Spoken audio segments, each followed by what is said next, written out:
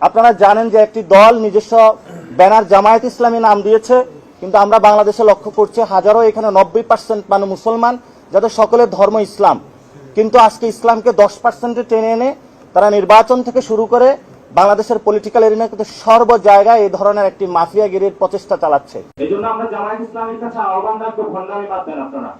আপনারা ভণ্ডামি বাদ দেন, ভণ্ডামি বাদ দিয়ে অন্তরে কি আছে একটু খুলে বলেন। এবার জামায়াতকে নিয়ে বিস্ফোরক মন্তব্য করলেন এনসিপির মুখ্য সমন্বয়ক নাসিরউদ্দিন পাটোয়ারি। মঙ্গলবার সন্ধ্যা 7:40 নিজের ফেসবুক অ্যাকাউন্টে একটি পোস্টে এ মন্তব্য করেন তিনি। সেখানে লিখেন, জামায়াতের রাষ্ট্র ক্ষমতায় যাওয়ার প্রশ্নই আসে না, কারণ তাদের রাজনৈতিক দর্শন ও অতীত আচরণ বাংলাদেশের স্বাধীনতা, মানচিত্র ও জাতীয় চেতনার সম্পূর্ণ পরিপন্থী। তিনি স্পষ্ট করে বলেন যে জামায়াত ইতিহাসে যতবার ফিরে আসার চেষ্টা করেছে ততবারই জনগণ তাদের প্রত্যাখ্যান করেছে এবং সেই প্রতিধ্বনি আজও অক্ষত আছে। নতুন দলের এখন পাখনা গজাইছে জামায়াত ইসলামী।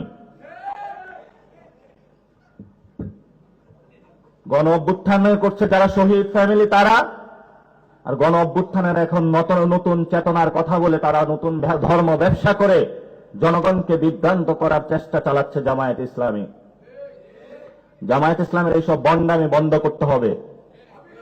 যদি রাজনীতি করতে চান সোজা পথে আসুন।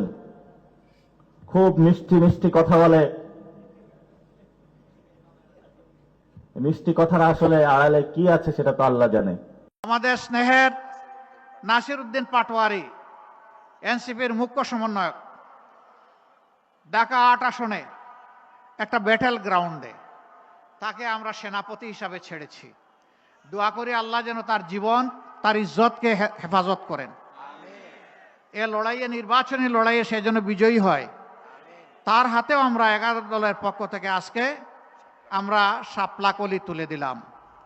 এই শাপলাকলি, ওখানে পাল্লা, ওখানে ছাতা, ওখানে দেয়ালগড়ি, ওখানে রিক্সা, ওখানে আর যত প্রতীক আছে আমাদের 11 দলের সকল প্রতীকের, নেজামে ইসলাম পার্টির বই, কিতাব যা আছে সবগুলাই শাপলাকলিতে আছে, সবগুলাই পাল্লাতে আছে। যে যেখানে আছেন আমরা তার জন্য জান প্রাণ দিয়ে কাজ করে বিজয় ছিনিয়ে আনবো ইনশাআল্লাহ।